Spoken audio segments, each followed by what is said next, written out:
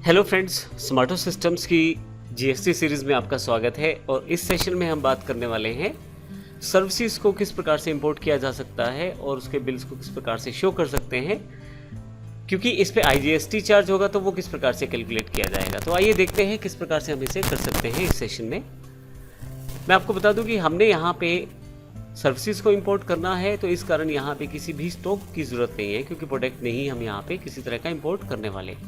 तो केवल दो ही अकाउंट हमको चाहिए। Purchase service import taxable import है, परचेज के अंतर्गत आएगा। और सीएन सर्विसेज वो कंपनी है जहाँ से हम सर्विसेज परचेज करना चाहते हैं, सन्ड्री क्रेडिटर्स, इसके अंतर्गत यह सीएन सर्विसेज आएगा। तो आइए शुरू करते हैं टैली में इस एंट्री को। मैंने यहाँ पे सेम कंपनी का ही एग्जाम्पल लिया है, नवटेक कंप्यूटर्स, जो हमारी हरियाणा बेस्ड कंपनी है।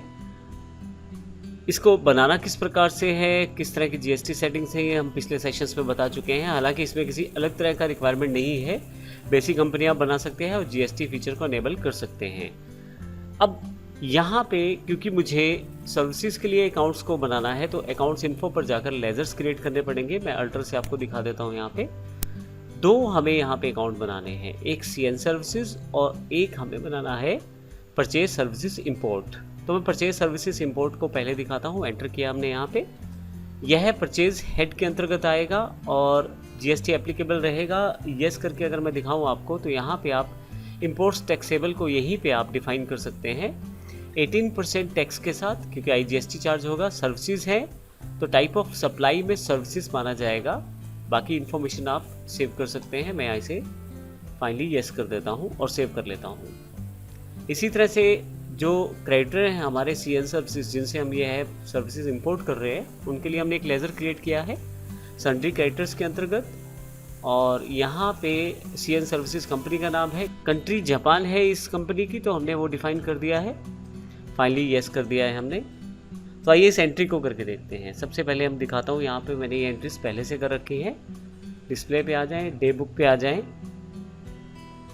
और यहाँ पे सीएन सर्विसेज की एंट्री परचेज पहले से ही है।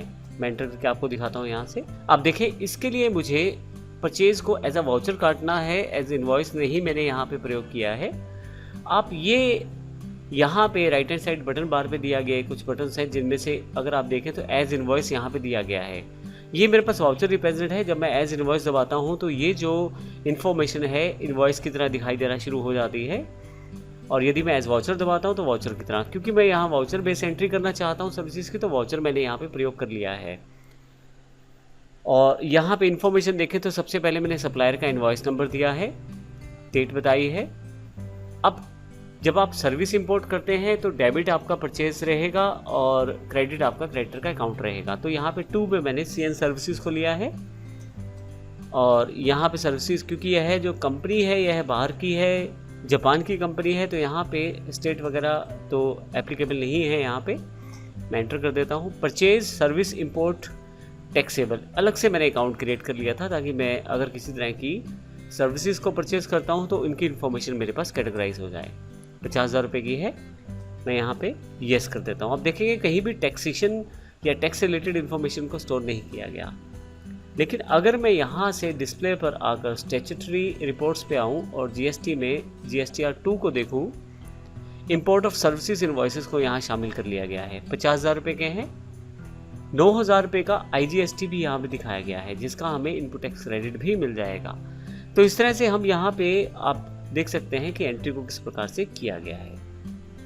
तो इस सेशन में हमने सीखा किस प्रकार से हम सर्विस को इंपोर्ट कर सकते हैं और उसकी एंट्रीज को टैली में आसानी से कर सकते हैं। अगले सेशन में हम बात करने वाले हैं नील रेटेड प्रोडक्ट्स को किस प्रकार से आप परचेज कर सकते हैं, अर्थात जो जीएसटी कैटेगरी के अंतर्गत नील रेटेड टैक्स कैटेगरी के अंतर्गत आ रहे हैं, उनकी एंट्रीज को किस प्रकार से कर सकते हैं, टैक्सेशन में हम देखेंगे। धन्यवाद।